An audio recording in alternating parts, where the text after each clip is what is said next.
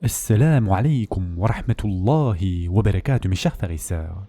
La dernière fois, nous nous étions arrêtés au verset 52 de la sourate Yusuf, dans lequel Allah subhanahu wa ta'ala dit « Cela afin qu'il sache que je ne l'ai pas trahi en son absence et qu'en vérité, Allah ne guide pas la ruse des traîtres. » Sourate Yusuf, verset 52.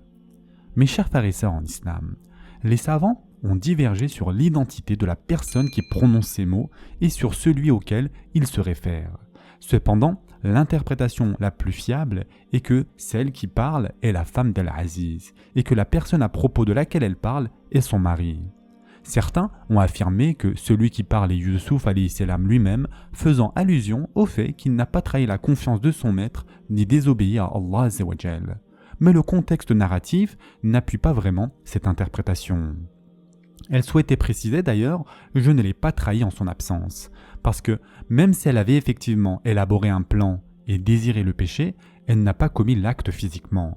Il est possible qu'Al-Aziz ait gardé jusqu'à la fin de sa vie quelques doutes concernant la fidélité de son épouse. Elle ajoute donc en substance « je dis cela pour que la vérité soit connue, j'ai été loyal envers lui, je n'ai pas trahi sa confiance ». Donc nous voyons qu'ici, elle a malgré tout avoué avoir tenté d'accomplir l'acte en question. Ensuite, dans le verset suivant, Allah Azza wa Jal dit « Je ne m'innocente cependant pas, car l'âme est très incitatrice au mal, à moins que mon Seigneur, par miséricorde, ne la préserve du péché. Mon Seigneur est certes pardonneur et très miséricordieux. » Sourate Yusuf, verset 53. Durant toutes ces années, la femme d'Al-Aziz avait dû vivre avec un immense poids sur la conscience.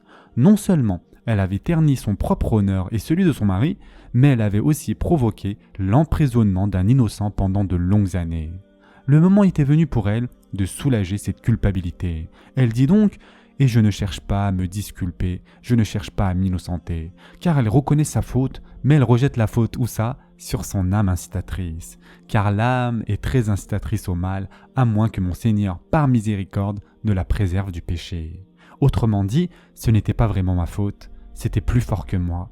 Parfois, les passions nous dominent, notre âme nous pousse au péché et nous dépasse. Puis elle conclut en disant « Certes, mon Seigneur est pardonneur, très miséricordieux. » C'est comme si elle disait « J'espère qu'il me pardonnera. » Mes chers frères et sœurs en islam, la notion d'une âme qui incite au mal mérite ici une attention particulière.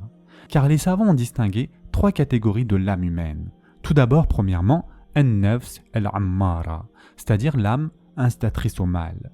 C'est l'âme qui ne possède pas la foi en Allah Azza wa Jal, celle à laquelle la femme d'Al-Aziz fait référence. Sans foi et sans boussole morale, rien ne freine ses penchants.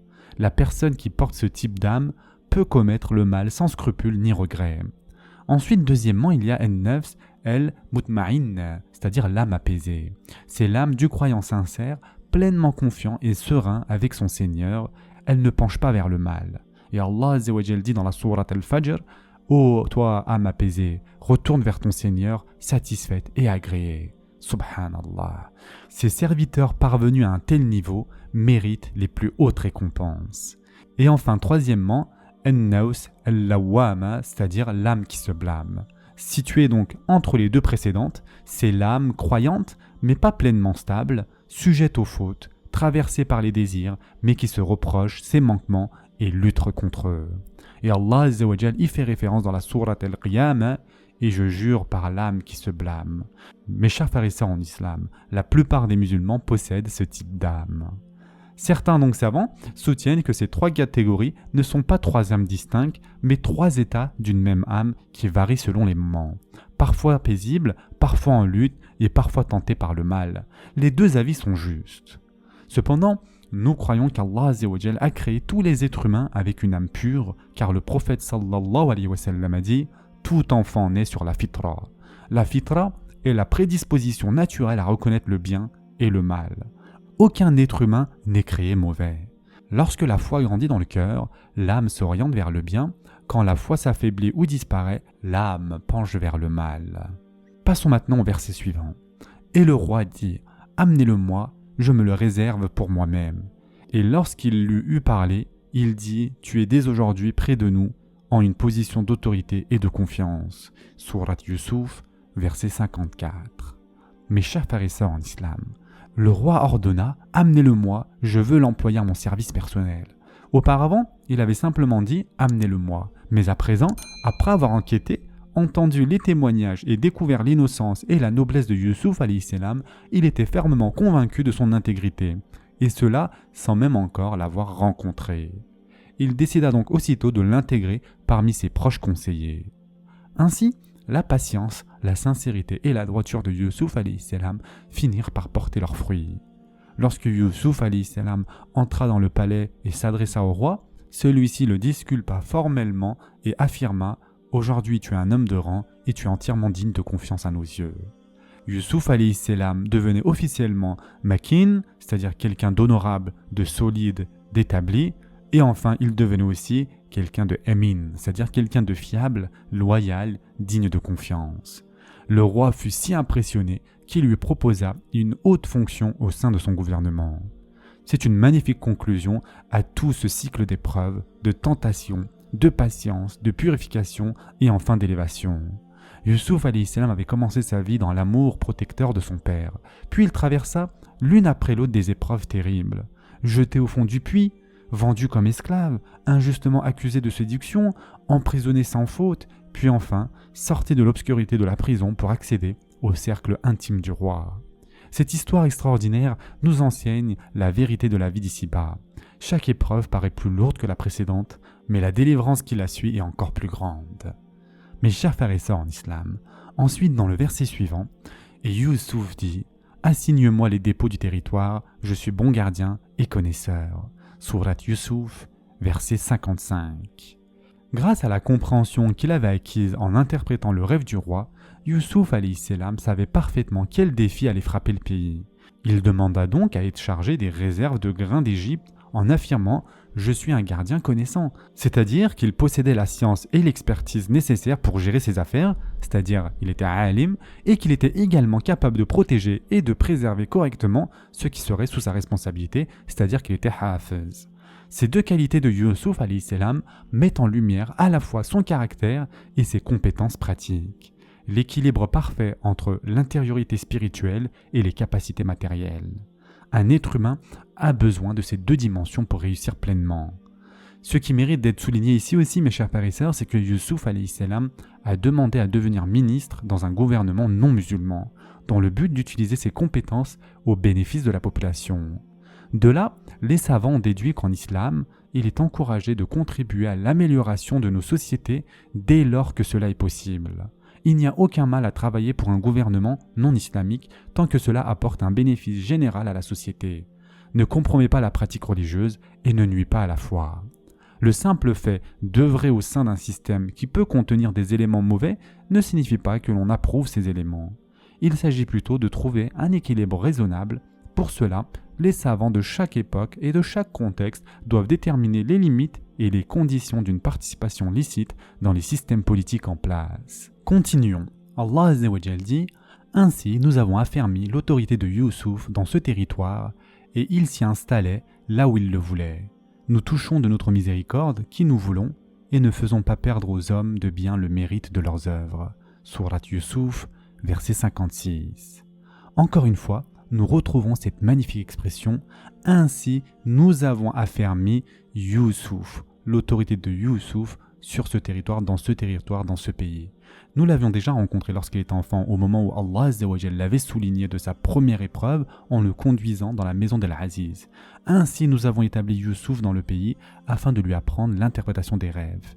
Désormais, Youssouf alayhi salam était devenu le ministre le plus puissant de tout l'Égypte.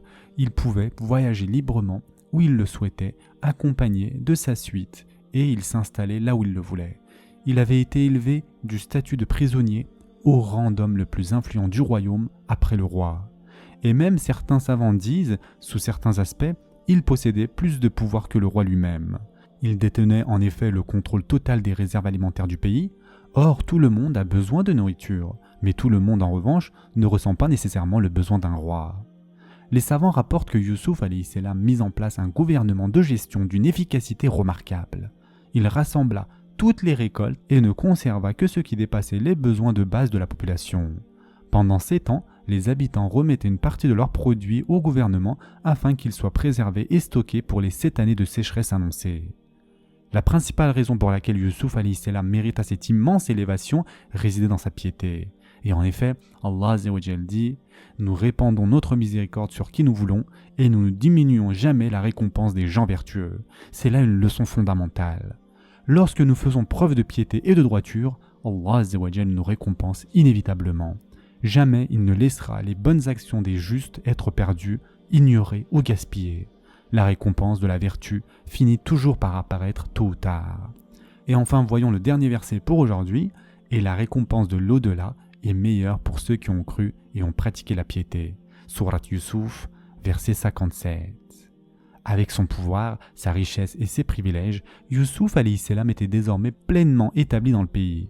Mais Allah Azza wa Jal nous rappelle de ne jamais nous laisser tromper par les illusions de la richesse, du succès ou du statut dans ce bas monde, car tout est éphémère, fragile et voué à disparaître.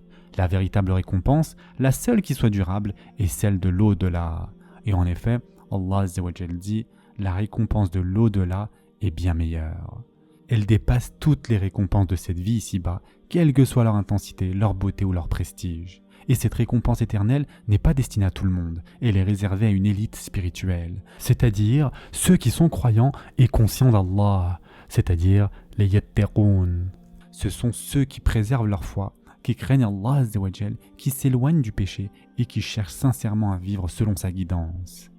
Et Sufyan ibn Uyayna, ainsi que d'autres savants anciens, ont utilisé ce verset pour montrer que les croyants reçoivent une double récompense pour leurs bonnes actions.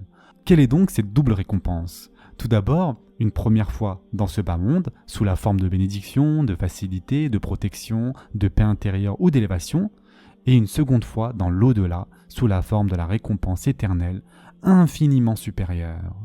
En revanche, ceux qui ont mécru, bien qu'ils puissent accomplir certaines actions bénéfiques dans ce bas monde, ne reçoivent leur rétribution que dans ce bas monde.